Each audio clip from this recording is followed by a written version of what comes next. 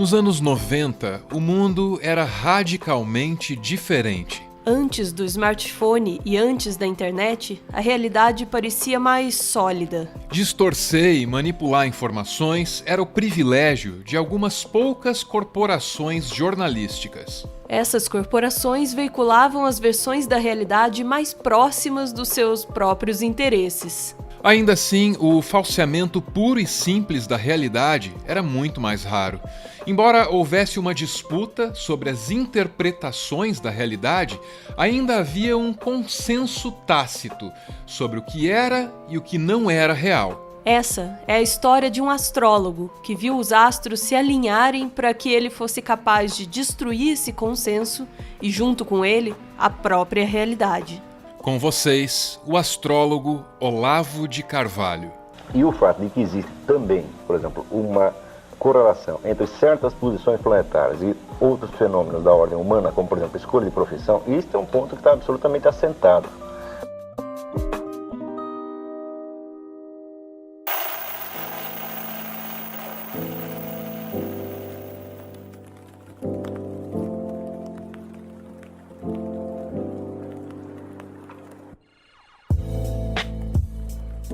Dois anos depois do golpe de 1964, Olavo de Carvalho passou a militar no Partido Comunista. Ele confirmou essa informação importante e contraditória da própria biografia à BBC. Ele disse: Durante todo o tempo da ditadura, estive contra ela. Quando não estava militando, estava ajudando a esquerda, escondendo foragidos do governo, escondendo arma, fiz o diabo. O passado comunista de Olavo de Carvalho é um fato, afirmado pelo próprio. Mas, normalmente, é difícil de encontrar um consenso sobre o passado do homem que destruiu o consenso. É difícil de encontrar a realidade na biografia do homem que destruiu a realidade.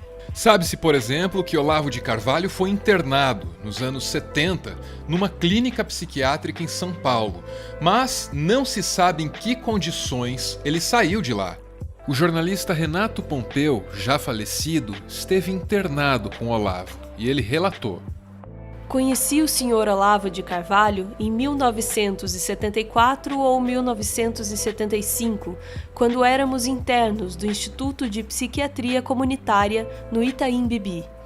O Olavo acabou saindo do hospital psiquiátrico sem alta médica, isso é, resolveu interromper o tratamento antes que os médicos o considerassem em plenas condições. Já o próprio Olavo de Carvalho tem uma outra versão desse internamento. Na verdade, minha internação foi voluntária e tive alta no segundo dia, permanecendo no hospital por vontade própria, como paciente atendente. Uma vez fora da clínica psiquiátrica, Olavo de Carvalho se envolveu com uma seita chamada Tradição. Olavo brigou com a organização religiosa e chegou a aparecer na imprensa fazendo acusações contra a seita. Algumas das críticas dele à Tradição já apontavam para o conservadorismo, que o tornaria famoso décadas mais tarde. Ao Estadão, ainda nos anos 80, ele disse: A seita é dirigida por pessoas anormais, lésbicas, bêbados, toxicômanos, cujo comportamento ostensivo é apresentado aos discípulos como modelo de sinceridade e até mesmo de santidade. Mas o próprio Olavo de Carvalho também foi alvo de acusações nesse mesmo período. Nessa ação penal, há mais de um depoimento, dizendo que ele se apropriou de milhares de dólares de alunos de seus cursos, prometendo levá-los a uma viagem aos Estados Unidos. No fim, ele foi inocentado. O fato é que o processo não impediu Olavo de Carvalho de continuar ministrando seus cursos. Anúncios das aulas de astrologia eram publicados nos principais jornais de São Paulo com frequência durante as décadas de 80 e 90. Não se sabe em que momento o militante de esquerda se converteu em astrólogo adepto ao misticismo. Também não se sabe em que exato momento o místico se converteu em conspiracionista, engajado na destruição da realidade. Mas no começo do século XXI, as conspirações de Olavo de Carvalho já eram um tema de uma das comunidades mais celebradas do falecido Orkut. A comunidade Olavo de Carvalho nos odeia nasceu para rir de algumas das ideias desse personagem da vida pública brasileira. Mais de uma década depois, já é possível concluir que o riso não era a reação mais adequada. Ainda assim, isso aqui serve como um registro histórico das conspirações que Olavo propagava na primeira década do século XXI. O Brasil é hoje uma ditadura comunista? Bill Clinton era um agente de Pequim? Che Guevara invadiu Angola 8 anos após a sua morte? Em 2004, ninguém jamais poderia prever que as conspirações seriam ainda mais radicais na década que estava por vir. Apesar de não ter sido formado na academia, ele se auto-intitula filósofo, mas também tem os títulos de jornalista, astrólogo aposentado, quase teólogo e polemista por excelência. Por isso, talvez os detratores o chamam por títulos menos nobres, como bestalhão.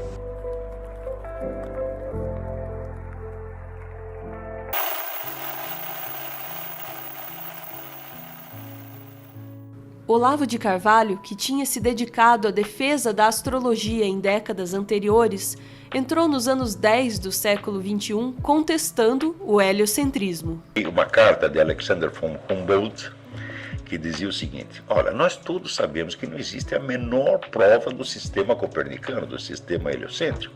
Todos nós sabemos isso, mas eu não quero ser o primeiro que diz isso em público. Então, se aparecer algum cientista corajoso e disser isso, eu também vou apoiá-lo, mas eu serei o segundo no comando e não o primeiro, porque eu não quero levar todos os tomates, né? E coisas desse tipo foram muito comuns na história da ciência, só que são perfeitamente escamoteadas, né? Então, das duas, uma. Ou a Terra não se move, ou é preciso modificar a física inteira. Então, o cidadão chamado Albert Einstein viu isso e achou que era preferível modificar a física inteira. Esdrúxulices à parte, foi nesse período que ele se tornou o centro de um vasto núcleo conspiracionista. A Pepsi Cola está usando células de fetos abortados, né, como adoçante nos refrigerantes. Nesse período, reações galhofeiras, como as da já extinta comunidade do Orkut, já não eram o suficiente para combater as conspirações que vinham de Olavo. O paleontólogo e divulgador científico Paulo Miranda Nascimento, conhecido como Pirula, se deu ao trabalho de explicar em detalhes a mentira da Pepsi e também a sua origem. Ou seja, vamos entender. A cultura de células do feto abortado é usada no refrigerante? Não. Infelizmente, a mentira, mesmo com suas pernas curtas, consegue dar uma volta ao mundo, enquanto a verdade ainda calça os sapatos. Para cada conspiração desmascarada, Olavo já era capaz de inventar dezenas de outras histórias. Acontece que os cientistas descobriram o hidrocarboneto de uma galáxia que fica na puta que eu pariu, onde nunca teve dinossauro e nunca teve fóssil, porra. Então, combustível fóssil é a puta que eu pariu, você tá entendendo? Combustível fóssil é o cu da sua mãe. Não existe combustível fóssil, porra nenhuma. A ciência é o segundo alvo mais frequente de Olavo de Carvalho, ficando atrás apenas da esquerda. Uma esquerda que, segundo ele, é abrangente, vitoriosa e que hoje domina o mundo. Assim é a política no mundo ficcional de Olavo de Carvalho, o filósofo que acha que fumar faz bem e se vacinar faz mal.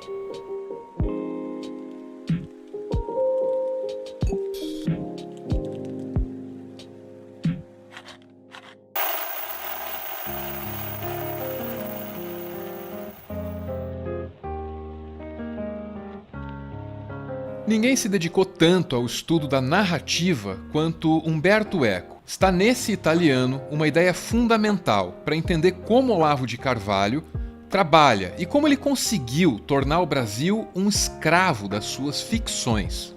Umberto Eco explica que toda história ficcional precisa de elementos do mundo real para ser compreendida.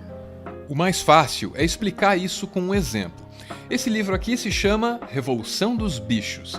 É uma história cheia de elementos fantásticos. Aqui existem animais que são capazes de se articular politicamente em uma revolução contra os humanos. Só que, nesse clássico do George Orwell, a lei da gravidade nunca é mencionada. E nem precisa ser. O leitor presume que a gravidade no universo ficcional de Revolução dos Bichos funciona de maneira idêntica à do mundo real. Fazendo isso, o leitor transporta esse elemento chamado gravidade para dentro dessa história ficcional. Assim, o leitor usa um elemento real para preencher uma lacuna de um mundo ficcional. Umberto Eco diz que, por mais estranho que pareça, os seres humanos também são capazes de fazer o contrário. Nós extraímos elementos da ficção para dar sentido ao mundo real, que também é cheio de lacunas diante da nossa percepção. Olavo de Carvalho é um mestre nisso. Ele criou um mundo ficcional em que a Pepsi é adoçada com fetos, em que combustíveis fósseis não existem, em que uma conspiração comunista ameaça toda a humanidade. E Olavo de Carvalho, através de seus discípulos, fez com que elementos do seu mundo ficcional fossem integrados ao mundo real. Por exemplo, no mundo ficcional de Olavo de Carvalho existe essa grande conspiração comunista que ameaça o mundo inteiro. No mundo real, existe uma entidade chamada Foro de São Paulo, que congregou diferentes governos da América Latina. Quando a conspiração ficcional é transplantada para a realidade, cria-se um vínculo entre esses dois elementos. E é assim que o Foro de São Paulo se transforma em um agente de dominação comunista global. Hoje, o governo eleito leva Olavo a sério, permite que ele indique ministros. O poder central age como se estivéssemos dentro da ficção conspiratória de Olavo de Carvalho. Em alguma medida, a ficção de Olavo se tornou real.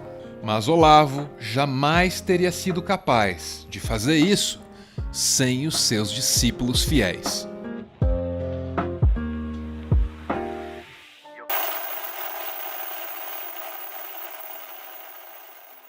Nando Moura, o Bernardo Kister, o Brasil Paralelo, o Ignorante e mais uma porção de outros canais neoconservadores de extrema-direita no Brasil, eles são as moscas que voam sobre o chorume que é o Olavo de Carvalho. Se a gente está vendo essa situação no Brasil agora, um grande responsável por isso, se não talvez o maior responsável por isso, é o Olavo de Carvalho, que desde os anos 90 tem criado uma seita, realmente, parece exagero, mas não é, essa seita de fanáticos, da qual o Nando Moura faz parte. Talvez o Nando Moura agora seja tipo um bispo dessa igreja aí do Olavo de Carvalho, talvez um sacerdote dessa igreja, mas ele não é a fonte disso, ele não é a fonte do chorume, e ele não é o guru, ele é um discípulo, ele é um lacaio do Olavo de Carvalho. Nando Moura é a versão de Olavo de Carvalho para adolescentes. Com visual jovem, uma guitarra e com mais referências à música pop, ele tem sido o responsável por arrastar as crianças para o universo ficcional de Olavo de Carvalho. Sem a imaginação conspiratória do mestre, o discípulo de Olavo de Carvalho tenta simular o léxico do filósofo. Trata-se de um vocabulário obcecado por duas partes muito específicas da anatomia humana. Além do vocabulário, há ainda um estilo argumentativo muito próprio de Olavo de Carvalho. Essa estratégia está centrada na desqualificação violenta do adversário. Fazendo isso, é possível ignorar os argumentos do opositor e, ao mesmo tempo, humilhá-lo.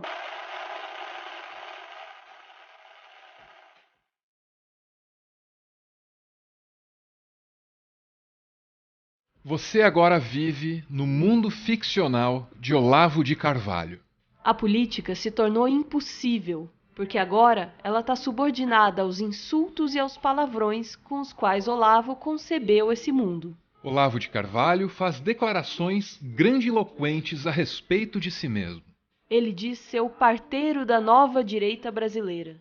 Apesar de toda a generosidade na hora de falar de si, mesmo com todos os autoelogios, Olavo de Carvalho ainda se subestima. Olavo não fez nascer a direita.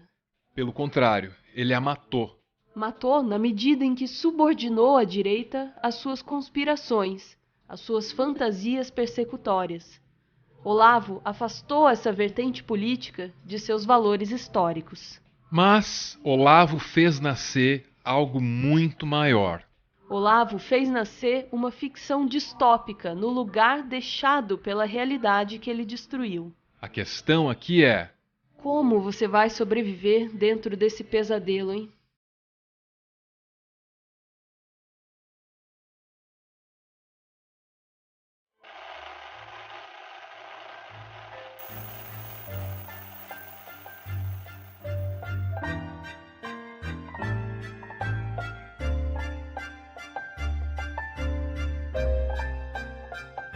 Muito obrigado por ver esse vídeo até o final. A todas as pessoas de bom coração e bom senso, é para vocês esse aviso bem sincero aqui. Interagir na caixa de comentários aí embaixo é uma coisa que vocês farão por sua conta e risco. Desculpa mesmo, mas eu sei que vai chegar uma hora, em função do tema desse vídeo, que vai ficar difícil pra gente lidar com o volume e com o caráter tóxico do que tá por vir. Quando o tema é assim, aparece gente pra reclamar sem saber do que tá reclamando, pra xingar sem saber quem tá xingando e pra usar aquela técnica argumentativa que em algum momento do vídeo ali foi descrita. Lamento que seja assim e me entristece muito que essa técnica argumentativa seja tão popular. Às vezes me irrita também, mas eu estou tentando me controlar. O Meteoro é mantido graças a uma campanha de financiamento coletivo. Gente generosa, gente corajosa que eu me orgulho de ter por perto. Muito obrigado, Roberta. Valeu, Matheus. Tamo junto. Rafael e Andressa. Gratidão também ao Jean Pedro, sempre presente. Agora é a vez do Bruno. Muito obrigado, Bruno. E para terminar, tem a Juliana, a quem eu espero que o correio tenha entregado ou entregue em breve aquela cópia de vida do Paulo Leminski que eu enviei. Beijo para todo mundo. Valeu, falou!